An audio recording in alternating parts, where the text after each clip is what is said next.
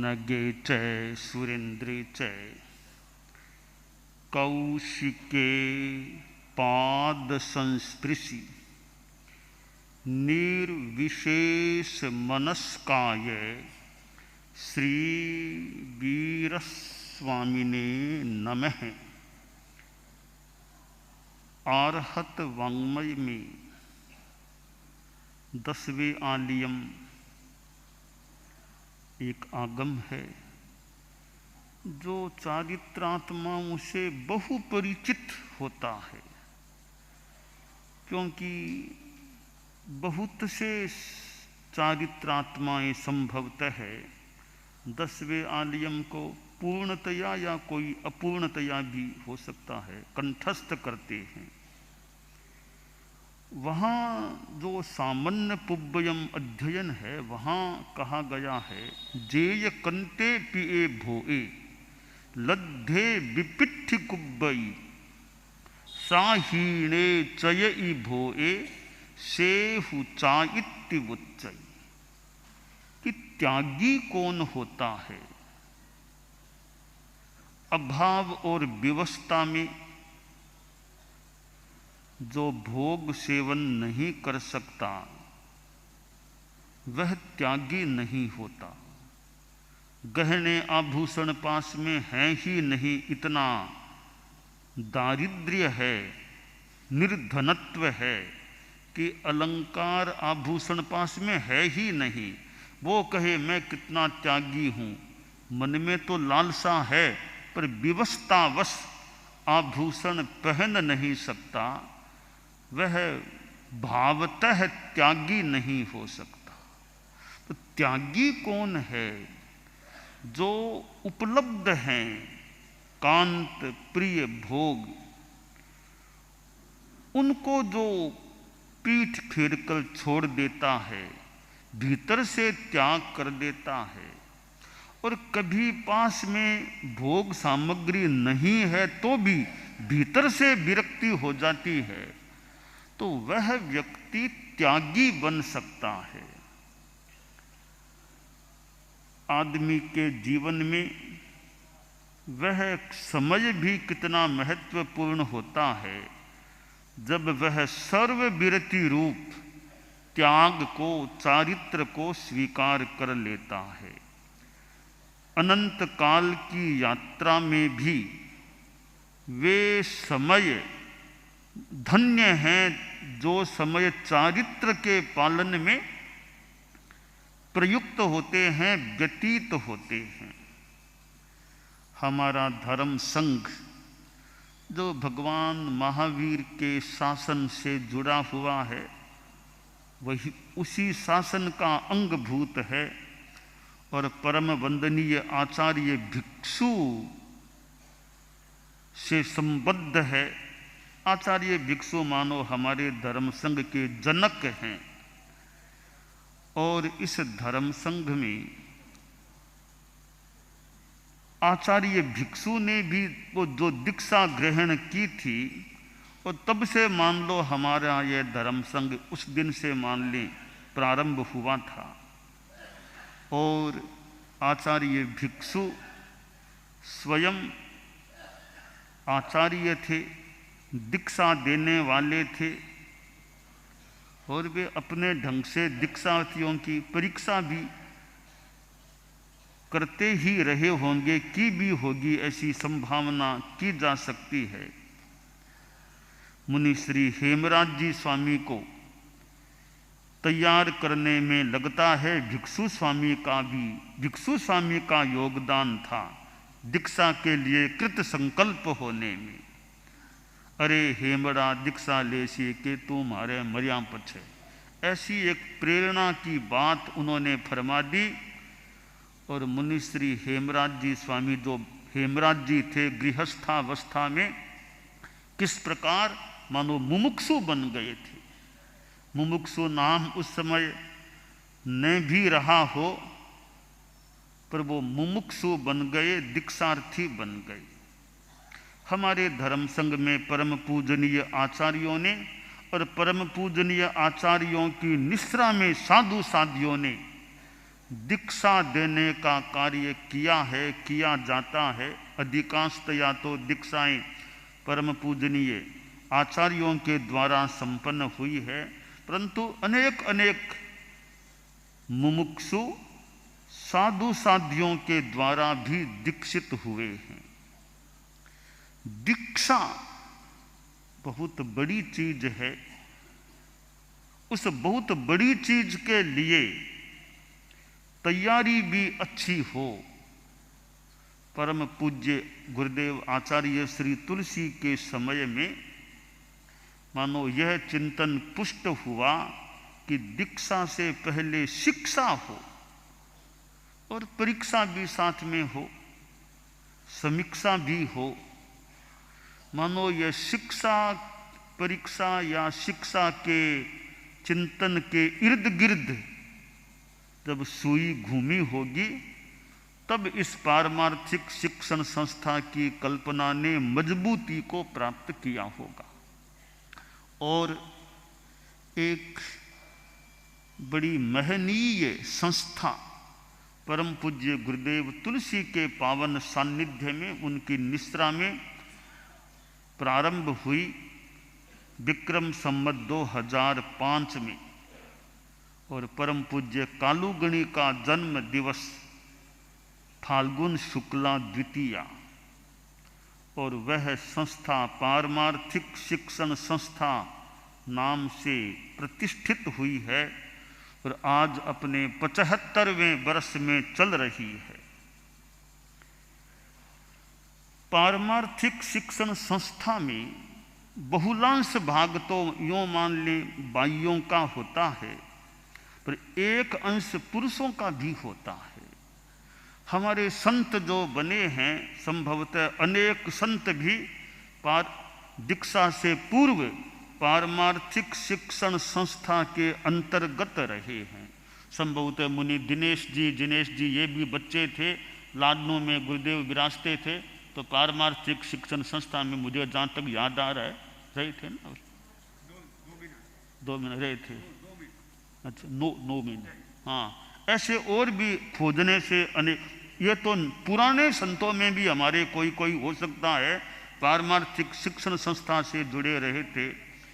और वर्तमान में जो व्यवस्था है, आज भी अनेक बालक या युवा या प्रौढ़ जो भी अवस्था पुरुष हैं, वे आज भी पारमार्थिक शिक्षण संस्था के तत्वावधान में हमारे यहाँ गुरुकुलवास में रहा करते हैं। तत्वावधान उनका भी पारमार्थिक शिक्षण संस्था का संभवतः हमारे अभी भी हैं ये बैरागी दीक्षार्थी, तो पारमार्थिक शिक्षण संस्था के तत्वावधान में हैं।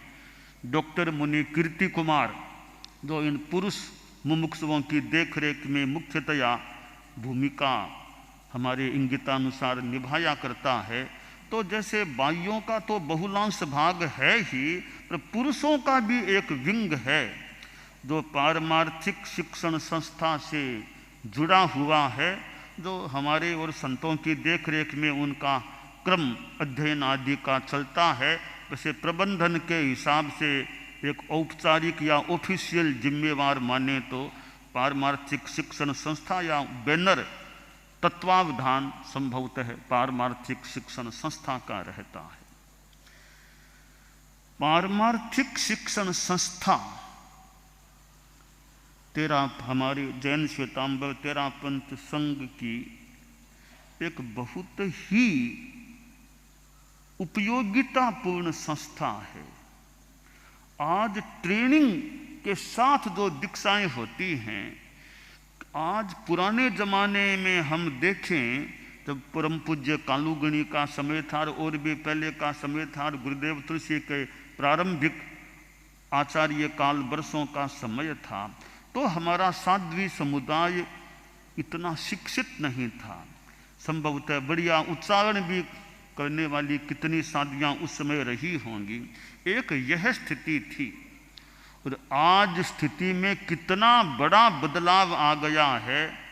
मुमुक्ष साध्वियाँ तो दूर की बात है, मुमुक्षु बाइयाँ भी कई ये भाषण देती है, ये प्रस्तुतियाँ करती हैं, तो संभवतः अच्छी एक प्रस्तुति, अभी भी जो स्वर आवाज़ आ रही थी मुमुक्षु, अच्छी काफ़ी व्यवस्थित प्रस्तुति दी जा रही थी, तो साध्वियाँ तो दूर, समणियाँ भी कुछ दूर, मुमुक्षु बाइयाँ भी आज ट्रेंड हो रही है, जगह जगह जाती है, पर्यूषण करती है, विदेश देश ज़्यादा देश में। मैंने तो यहाँ तक एक बार हमने भीलवाड़ा में चिंतन किया था कि विदेश में सेंटर वगैरह मुमुक्षु संभालते रहें। यहाँ तक वो बजरंग जी जैन भी थे, हमने वो एक निर्णय भी किया था कि मुमुक्षु बाइयाँ अमेरिका को सेंटर संभालते रहें। तो बाद में फिर वो पूरा इतना बैठा नहीं, आखिर वापिस समणियों का ही वो क्रम स्वीकार करना पड़ा।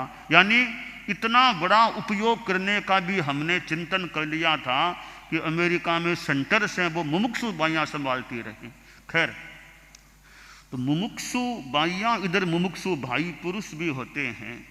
तो यह प्रशिक्षण की जो बात है, वो प्रशिक्षित होकर दीक्षाएं होती है, वो ज़्यादा समीचीन हो सकती हैं। पहले शिक्षा हो जाए, BA MA आदि आदि हो जाए, जितना जो होने का हो, और बाद में समणी साध्वी बने तो एक फाउंडेशन का क्रम अच्छा बन सकता है। तो आज जो समणिया साध्वियाँ हैं, तो उनकी दीक्षा से पूर्व की ट्रेनिंग में पारमार्थिक शिक्षण संस्था का कितना बड़ा योगदान है। यह संस्था ज़्यादा बोले न बोले, मुखरता हो न हो, और ये कोई ज़्यादा भाषण ज़्यादा ऐसे भले यह संस्था न भी करे, परंतु कोई बोलते नहीं फिर भी वो काम होता है। तो हमने बॉम्बे में पहले वो देखा, वो बादल यहाँ ज़्यादा आवाज़ नहीं करते, ज़्यादा गरजते नहीं थे, वर्षा हो जाती थी। हम बॉम्बे में वो घूम रहे थे, यहाँ भी रहे, तो कई दिनों तक संभवतः वो गरजने की आवाज़ प्रायः पहले पहले कभी सुनी नहीं, अचानक वर्षा शुरू हो जाती, वर्षा कभी बहुत तेज भी आ जाती। तो गरजते नहीं पर बरसते हैं। तो पारमार्थिक शिक्षण संस्था भले ज़्यादा भाषण और गरजे भले नहीं, पर काम अपने ढंग से जो ट्रेनिंग का निर्माण का है वो कार्य चल रहा है। तो परम पूज्य गुरुदेव तुलसी का यह जो कार्य हुआ है, बहुत ही महत्वपूर्ण कार्य हुआ है कि हमें अब दीक्षित होने वाले, यानी खासकर ज़्यादा तो साध्वियाँ समणियाँ वो कुछ अंशों में ट्रेंड प्राप्त होते हैं, एक फाउंडेशन बहुलांशतया उनका तैयार हो जाता है। तो न केवल शिक्षा यानी भाषाई या विषयों की शिक्षा, इन्हीं साथ में मूल परमार्थ की शिक्षा, क्योंकि इसका नाम तो पारमार्थिक शिक्षण संस्था है, या तो परमार्थ की शिक्षा का बड़ा महत्व है। तो यह ट्रेनिंग और शिक्षा भी चाहिए, BA MA PhD वो भी चाहिए, पर साथ में उसके भीतर वो पारमार्थिक शिक्षण चाहिए, वो बहुत महत्वपूर्ण है। तो यह पारमार्थिक शिक्षण संस्था बहुत ही उपयोगी संस्था है, और कितने कितने कार्यकर्ता जुड़े हुए हैं। अतीत में कितने कितने बहुत समय लगाने वाले कार्यकर्ता हुए हैं, और आज भी कार्यकर्ता जुड़े हुए हैं। एक कार्यकर्ताओं का एक भौतिक या बाह्य साया संस्था को प्राप्त है, और आजकल तो वो कुछ दूर से ही फ़ोन आदि की इतनी व्यवस्था की, दूर से ही भले संपर्क कर लो, बात कर लो। पुराने ज़माने में वो इतनी सुविधा नहीं थी। आज तो वीडियो कॉन्फ्रेंसिंग के द्वारा, जूम मीटिंग के द्वारा भी दूर से ही लाडनों से संपर्क बातचीत का क्रम हो सकता है।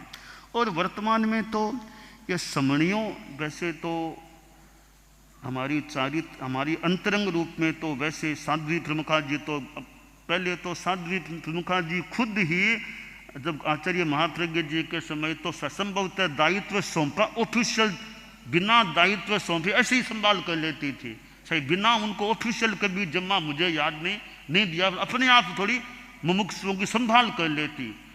बाद में वो करती थी, और फिर वो समणियों की भी संभाल आप करती थी, मुख्य नियोजिका थी। बाद में मैंने आपको थोड़ा इससे फ्री कर दिया, आपको थोड़ा सा मैंने साध्वियों की तरफ जोड़ दिया, साध्वी वरिया को इन कार्यों से संपृक्त कर दिया। और फिर साध्वी वरिया कई वर्षों से समन श्रेणी की भी और मुमुक्षु बाइयों की भी सार संभाल में लगी हुई है। और ध्यान जितना मेरा आकलन है, मेरे पास भी वो जानकारी यदा कदा कोई बात आ जाती है और वो क्लास जो भी ध्यान दे रही है तो बहुत अच्छी बात है कि समणियों की और मुमुक्षुओं की एक वर्तमान में जो देख रेख का, वैसे हम तो हैं ही, हमारे अंतर्गत फिर साध्वी वरिया विशेषतया एक दायित्व योग के साथ ये संभवतया कार्य देख रही है। तो साध्वी वरिया तो है ही, पर वो डे टू डे लाडनों में तो साध्वी वरिया रहती, वो तो हमारे साथ प्राय रहती है, तो लाडनों में समणिया रहती है। तो यह बहुत सुंदर बात है कि लाडनों में समणिया पास की पास है, वो तो पास की पास है। तो अभी तो रिजु प्रज्ञा जी का वो श्रेयस प्रज्ञा, तो समणिया पास की पास है। वो जितना आसानी से ध्यान, एक अंतरंग जो संभाल है, संस्कार निर्माण अंतरंग को स्थितियाँ, उनमें ध्यान देने में समणियों का बड़ा योगदान हो सकता है, होना भी चाहिए। और फिर बाह्य व्यवस्थाओं में ये खासकर जो अधिकारी लोग हैं, संयोजक भी कई डे टू डे रूप में वहाँ जो रहने वाले हैं, उनका भी अपना जो भी बाह्य और दायित्व है, इधर अध्यक्ष आदि मंडल है। जो कुल मिलाकर के यह संस्था अपने आप में एक थोड़ी हटकर के सी संस्था है, और संस्थाओं के अधिवेशनों का थोड़ा अलग रूप होता है, और संस्थाओं के हमारे संयोजक मुनि दिनेश जी भी, और संस्थाओं को समय जब देना होता है भी 15 मिनट दो, 20 मिनट दो, इतना दो, इतनी वो सीमाएं, अब यहाँ सीमा सब पार हो गई। यहाँ कोई 15 मिनट की बात नहीं रही, न 3 प्रस्तुतियों की बात रही, सारी सीमाएं समाप्त हो गई, और सीमा से असीमता की सीमा लो। तो यह अलग तरह की संस्था है। हमने एक दिन बात भी की थी, सोचा यह संस्था अलग तरह की है, इस संस्था को अन्य संस्थाओं के साथ तुलना करके अन्य संस्थाओं के समान इस संस्था पर रूल्स लगाना ठीक नहीं होगा, इसकी अलग ही व्यवस्था होनी चाहिए। तो इसके अधिवेशन में हमने वो सामान्य जो नियम हैं श्रावक संदेशिका में, उन नियमों से हटकर थोड़ा संशोधन करके भी आज के अधिवेशन का यह एक सीमातीत या सामान्य सीमा से कुछ अलग नियम बना करके एक प्रारूप स्वीकार किया।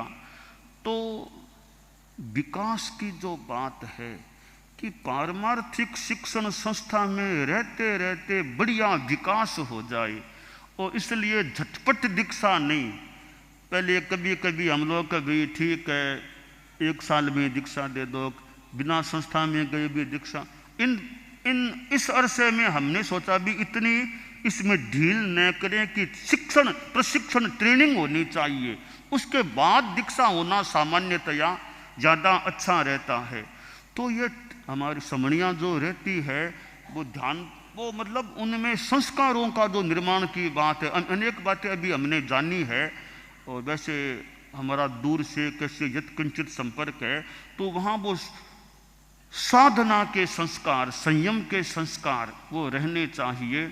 और मुमुक्षु बाइयाँ भी इस संस्था से जो जुड़ी हुई हैं, उनको कितना बढ़िया मौका मिला है दुनिया में, और कितनी कॉलेज होंगी और कितनी पता नहीं स्कूल्स होंगी, और ये अपने ढंग की स्कूल कह दें, कॉलेज कह दें, ब्राह्मी विद्यापीठ है, अपने ढंग की है। तो पारमार्थिक शिक्षण संस्था से मेरा वैसे बहुत पुराना संपर्क है। मैं संस्था में बैरागी के रूप में नहीं रहा, पर मैं संस्था के मकान में मैंने प्रवास किया है दीक्षा के बाद में। तो 7वीं पट्टी का वहाँ मैंने कई दिनों तक कुछ प्रवास किया था यहाँ।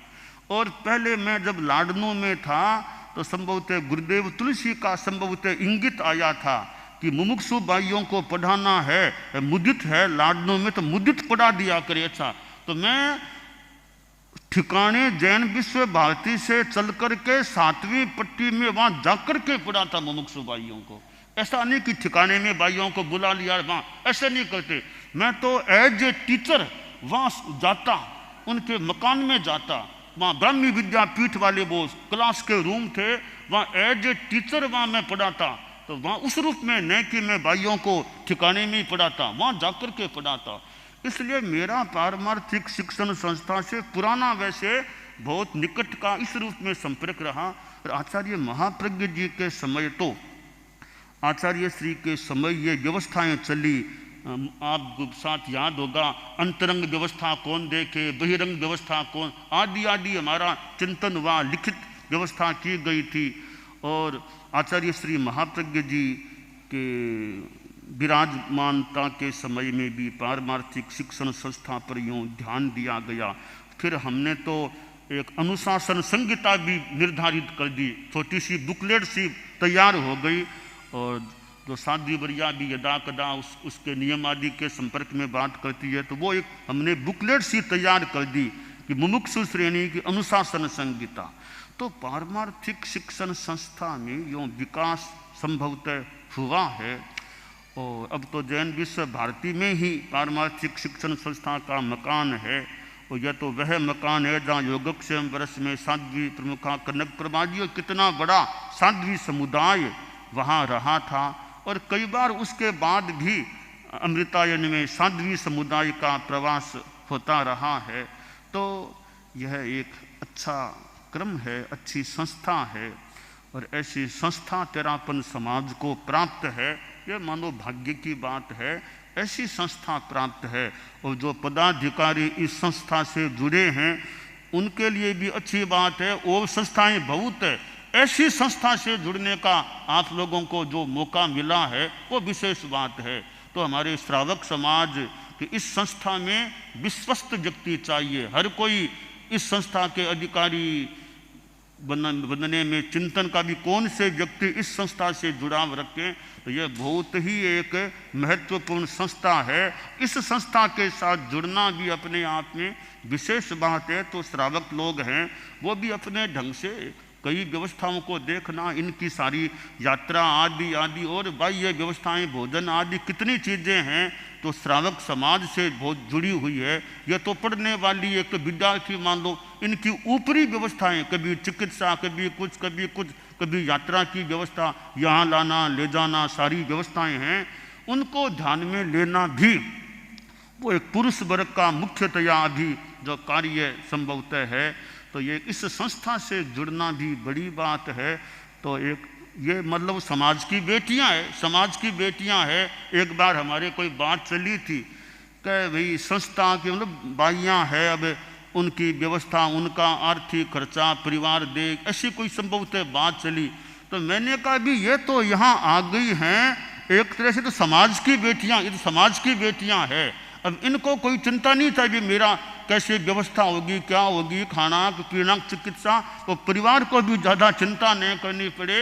अब ये बेटियां परिवार की हैं, अब वो समाज की, तेरापन समाज की बेटियां हैं, तो इनकी चिंता करना, इनकी जो भी अपेक्षा हो, स्थिति हो, तो परिवार पर कोई ज़्यादा कोई बोर्डरेशन हो, वो समाज चिंता करे भी कि इनकी कैसे ठीक विकास की व्यवस्था बैठे।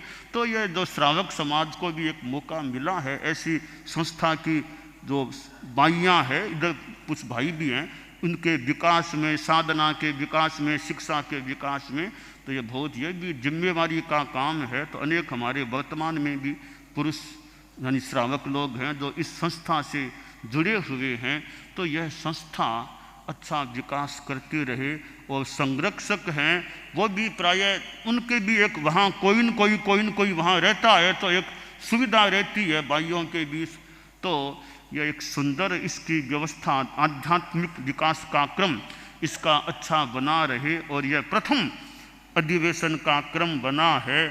तो आज 75वें वर्ष में प्रथम कैसी संस्था की अधिवेशन भी 74 वर्षों के बाद हो रहा है। इतिहास कोई देखे दुनिया की संस्थाओं का कि 74 वर्षों के बाद किसी का अधिवेशन पहला हुआ हो, ऐसी कितनी संस्थाएं मिलेगी। इस बार पहला अधिवेशन हुआ और एक अच्छा एक क्रम मानो शुरू हुआ है। यह अधिवेशन भी एक चिंतन का मौका मिल जाए, प्रस्तुति का मौका मिले, कईयों को जानने का मौका मिले, खुद को भी भाइयों आदि को विकास का मौका मिले। तो इस प्रकार यह अधिवेशन है वो विकास का निमित्त बने, विकास की प्रेरणा वाला बने। यह आज प्रथम अधिवेशन हो रहा है। और अधिवेशन का क्रम भी वो चिंतन पूर्वक जो भी परिष्कार आदि करना हो सकता है, तो अच्छा क्रम इसका भी बना रहे। और यह पारमार्थिक शिक्षण संस्था परम पूज्य गुरुदेव तुलसी के समय में जो प्रारंभ हुई थी और बढ़ती रहे, संख्या भी बढ़ती रहे, गुणवत्ता भी बढ़ती रहे, अच्छा क्रम बना रहे। साध्वी प्रमुखा कनक प्रमा जी शासन माता, वे भी इसी संस्था में रही हुई है और उनका भी संपर्क रहता था। अब वे नहीं तो अब साध्वी प्रमुखा विश्रुत विवाह जी हैं हमारे, उनके स्थान पर अब विश्रुत विवाह जी हैं। तो आपका भी मुमुक्षुओं को अपना अच्छा प्रेरणा का क्रम चलता रहे, बनता रहे, ये सब क्योंकि हमारे आशा करें भावी हैं, भावी साध्याग, भावी समझा भावी हैं, तो भावी को अच्छी तरह तैयार करने की स्थिति बन जाए। तो वर्तमान जब भावी बने, भावी जब वर्तमान बने, वो अच्छे रूप में रह सके, इस दृष्टि से इस नींव को अच्छा तैयार करने का, संपोषित करने का काम होता रहे। साध्वी वरिया भी ध्यान देती रहे, अच्छा काम करती रहे, श्रम करना पड़े तो करना पड़े, एक अच्छा कार्य है, ऐसी एक नींव को जो हमारी फाउंडेशन है उसको अच्छा तैयार करने का अच्छा क्रम बना रहे। तो मुमुक्षु बाइयाँ, मुमुक्षु भाई सभी हैं, ये भी खूब अच्छा विकास करते रहें और संख्या बढ़ती रहे। वो थोड़ी अनुप्रेक्षा चले भी कि अमृतायन का वो मकान एकदम भर रहा है, भर गया, ऐसा लगे भर गया। जैसे वो कहते हैं ना कि ललाट श्वेत परमाणुओं से भर रहा है, ऐसे भी अमृतायन का मकान है, मुमुक्षु भाइयों से मानो भर रहा है, इतना भर रहा है कि स्थान भी कम पड़ जाए, कहाँ रखें, यह चिंता करनी पड़े श्रावकों को, इतनी ज़्यादा संख्या बढ़ जाए, ऐसी अनुप्रेक्षा थोड़ी किया करो, खूब अच्छा।